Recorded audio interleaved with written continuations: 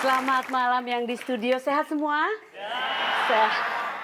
Selamat malam yang di rumah juga, semoga sehat selalu. Mungkin ada yang nonton dan bilang gini, ini kenapa acaranya dibawain sama wanita ABG itu? Kok fresh banget dilihatnya.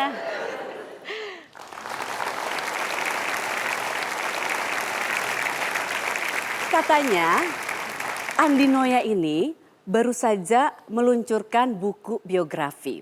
Judulnya Kisah Hidupku. Saya sih kenal sama Andi Noya. Tapi orang yang meluncurkan buku, sudah punya buku biografi itu orang yang biasanya pede banget. Semua orang kenal gue. Gue tulis buku. Judulnya Kisah Hidupku. Semua harus tahu. Tapi benar nggak ya semua orang kenal? Seluruh Indonesia kenal sama seorang Andi Noya. Kita dengarkan pendapat masyarakat ya, silakan.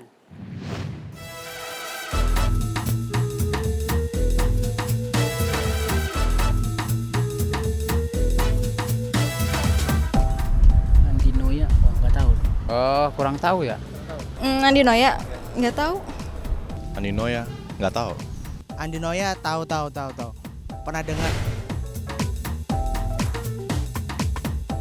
Pernah nonton di rumah yang tinju begini kan.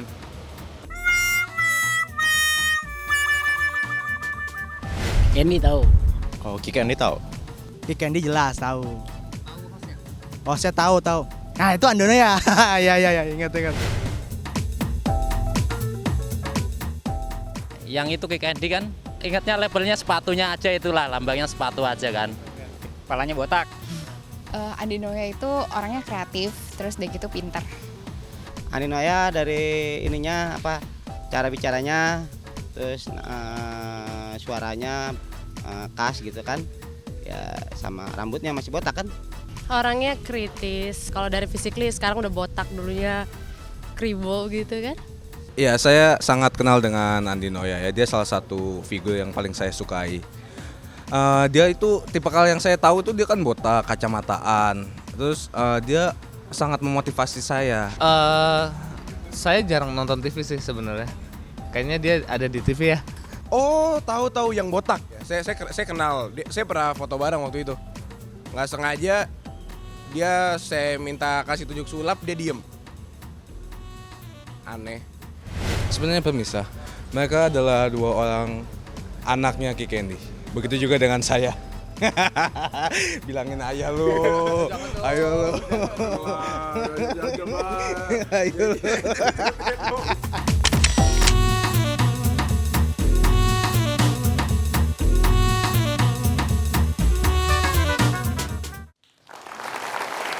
Langsung saja saya panggilkan yang paling kece, Andi Noya.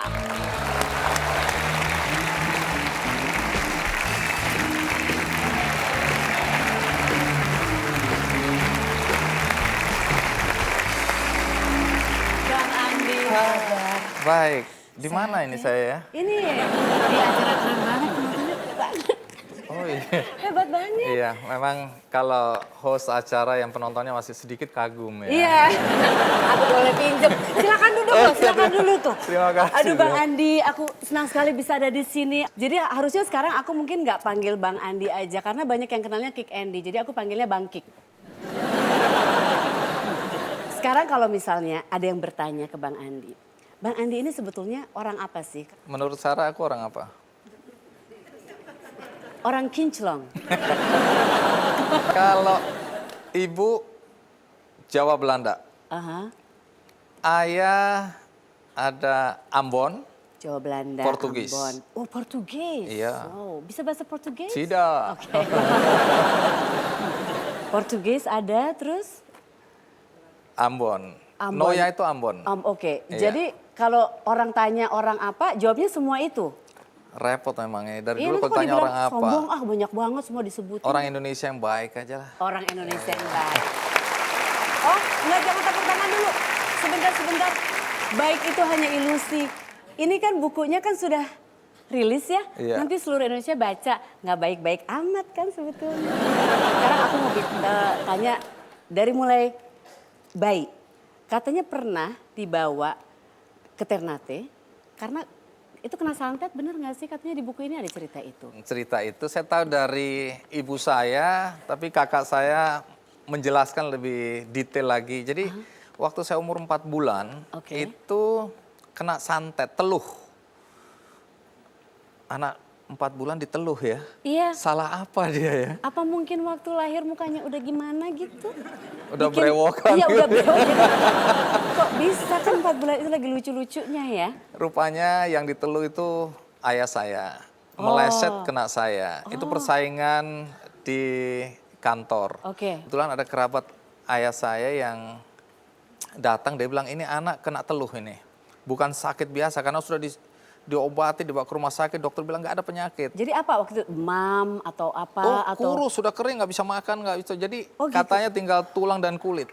Kemudian dia bilang mau nggak disembuhkan? Ya tentu saja mau orang tua. Apa yang harus dilakukan? Dia bilang siapkan baskom, diisi air, terus dimasukkan bunglon ke dalam air itu. Kemudian muncul wajah orang yang menyantet saya atau ayah saya yang kena ke saya. Kemudian pertanyaan dari orang pinter ini yang kerabat, dia bilang ini mau dilanjutkan atau tidak? Maksudnya apa?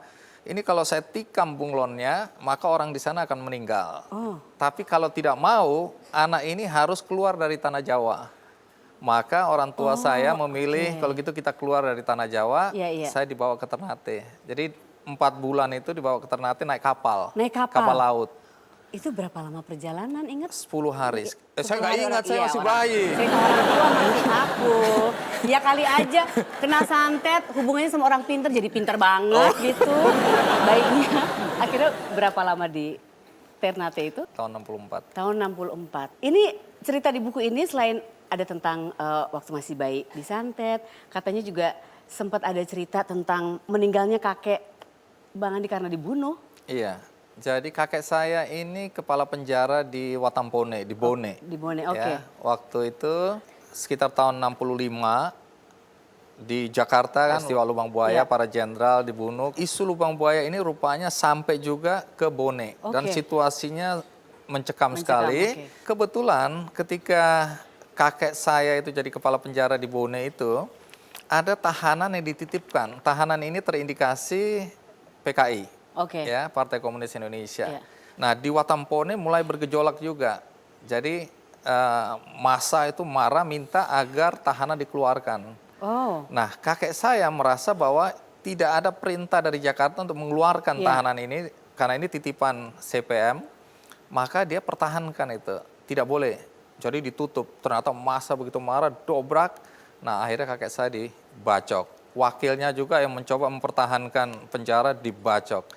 Konon menurut penduduk setempat, ini cerita dari ibu saya, 3 hari lamanya mayat kakek saya itu geletak di halaman penjara. Tidak ada yang berani memindahkan. Nah kemudian ketika kami telusuri kemana mayat itu, sampai detik ini tidak pernah lagi kami tahu di mana makam kakek saya. Tapi kan pada saat itu terjadi semua kerusuhan itu masih sangat muda ya Bang Andi, masih kecil saya banget. 4 tahun, 5 tahun. Iya. 5 tahun. Ingat sosok kakek nggak? Masih ingat. Kakek saya itu selalu mengajak saya cari kunang-kunang. Karena di daerah sana banyak sekali kunang-kunang. Kita masukkan dalam toples, kemudian dibungkus kain, kemudian diikat di atas, kami dulu pakai kelambu kan, di penjara. Tinggal di kompleks penjara, kelambu digantung. Jadi lampu dimatikan, terlihat kunang-kunangnya gitu. Pada saat kakek saya meninggal, saya ingat tiba-tiba seisi rumah teriak, menangis semua, bingung. Baru kemudian ibu saya memeluk saya, mengatakan bahwa opa sudah meninggal. Padahal ini cerita belakangan dari ibu saya, itu ibu saya sudah punya firasat. Jadi dia bermimpi bahwa kakek saya itu sebenarnya di situ dibunuh memang. Jadi ibu saya bilang jangan berangkat untuk kerja karena dia mau kembali ke Watampone. Tapi kakek saya bilang enggak, ini tugas jadi saya harus berangkat. Jadi menurut ibu saya bahkan waktu jeepnya berangkat itu ibu saya lari-lari teriak-teriak bilang jangan pergi. Ya itu kenangan terakhir keluarga kami terhadap kakek kami. Habis itu sudah nggak ada kabar lagi di mana dia dikuburkan. Ditelusuri juga tidak tahu di mana tempat dan lain sebagainya. Dan setelah kejadian seperti itu kakek sudah tidak ada, tidak tahu kemana, semuanya bingung juga. Nenek terus bagaimana? nenek ini kan keturunan Belanda juga. Iya. Kakek juga keturunan Belanda. Ya, Belanda Ambon, yang satu Belanda Jawa. Oke. Ketika situasinya waktu itu chaos seperti itu, tahun 65, Iya. nah nenek saya akhirnya kecewa juga karena suaminya dibunuh begitu saja.